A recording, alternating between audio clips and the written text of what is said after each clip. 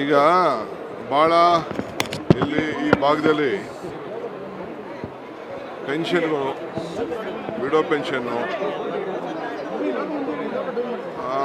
ಆಮೇಲೆ ಕೆಲವು ಖಾತೆ, ಕೆಲವರು ಟ್ಯಾಕ್ಸು ನಮಗೆ ಜಾಸ್ತಿ ಆಗ್ತಾಯಿದೆ ಅಂತ ಹೇಳ್ತಾ ಇದ್ದಾರೆ. ಅದನ್ನು ನಾನು ಈಗಾಗಲೇ ಹೇಳಿದ್ದೇನೆ. ಅದನ್ನು ಪರಿಶೀಲನೆ ಮಾಡಿ ಅದನ್ನು ಸ್ವಲ್ಪ ಅಮೆಂಡ್ಮೆಂಟ್ ತರಬೇಕು. ಹಿಂದೆ ಸರ್ಕಾರದಲ್ಲಿ ಸ್ವಲ್ಪ ಅಮೆಂಡ್ಮೆಂಟು ಸ್ವಲ್ಪ ಹೆಚ್ಚು ಕಮ್ಮಿ ಆಗಿದೆ. 2020ರಲ್ಲಿ ಏನು ಆ್ಯಕ್ಟ್ ಆಗಿದೆ, ಆ್ಯಕ್ಟಲ್ಲಿ ಸ್ವಲ್ಪ ಭಾಳ ಡಬಲ್ ಅವ್ರು ಕಟ್ಟೋ ರೀತಿ, ಫೈನ್ ಕಟ್ಟೋ ರೀತಿ ಜಾಸ್ತಿ ಆಗಿದೆ. ಅದನ್ನು ರಿಡ್ಯೂಸ್ ಮಾಡಬೇಕು ಅಂತೇಳಿ ನಾವೀಗಾಗಲೇ ಗುರುತಿಸಿದ್ದೀವಿ. ಈಗ ನಾನು ಜನರನ್ನ ಭೇಟಿ ಮಾಡಿದಂಥ ಸಂದರ್ಭದಲ್ಲಿ ಅವರು ಹೇಳ್ತಾ ಇದ್ದಾರೆ. ಅಧಿಕಾರಿಗಳ ಹತ್ರ ಚರ್ಚೆ ಕೂಡ ಮಾಡಿದ್ದೀನಿ. ಅದನ್ನು ನೋಡಿದೆ. ಆ್ಯಕ್ಟಲ್ಲಿ ಅವರು ನೋಡ್ಕೊಂಡಿಲ್ಲ.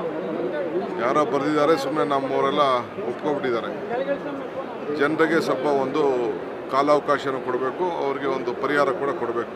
ರಾಮಲಿಂಗ ರೆಡ್ಡಿ ಸರ್ ಕೂಡ ಪತ್ರ ಬರೆದಿದ್ದಾರೆ ಸರ್ ತೆರಿಗೆ ವಿಚಾರ. ಹೌದು, ಅದೇ ಗಮನಹರಿಸಿ ಮಾಡಿದ್ದಾರೆ. ಅದನ್ನು ಸೆಟಲ್ ಮಾಡ್ತೀನಿ. ಎರಡನೇದು, ಅನೇಕ ಕಂಪ್ಲೇಂಟ್ಸ್ ಬರ್ತಾ ಇದೆ.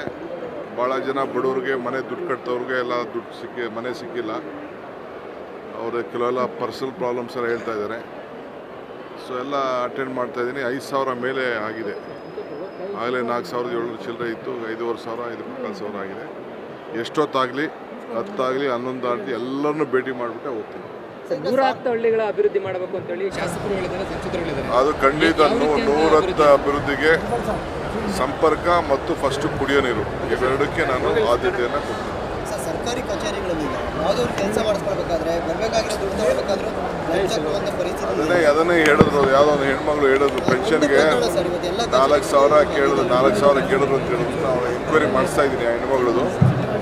ಈಗ ಸಾಯಂಕಾಲದೊಳಗಡೆ ಅವ್ನು ಯಾರೋ ಕರೆದು ಏಜೆಂಟ್ ಹತ್ರ ಕಳಿಸಿದ್ದಂತ, ಅವ್ನು ಯಾರೋ ಒಬ್ಬ ಹೆಸರು ಹೇಳಿದ್ದಾರೆ ಅಮ್ಮ. ಅಲ್ಲೇ ಕುಡಿಸಿ ನಮ್ಮ ಉಪ ತಹಶೀಲ್ದಾರ್ಗೆ ಹೇಳಿ ಮಾಡ್ತಾಯಿದ್ದೀನಿ. ಸಾಯಂಕಾಲದೊಳಗೆ ಅವ್ನು ಯಾರು ಹುಡುಗಿಸಿ ಸಸ್ಪೆಂಡ್ ಮಾಡಿಸ್ತೀನಿ.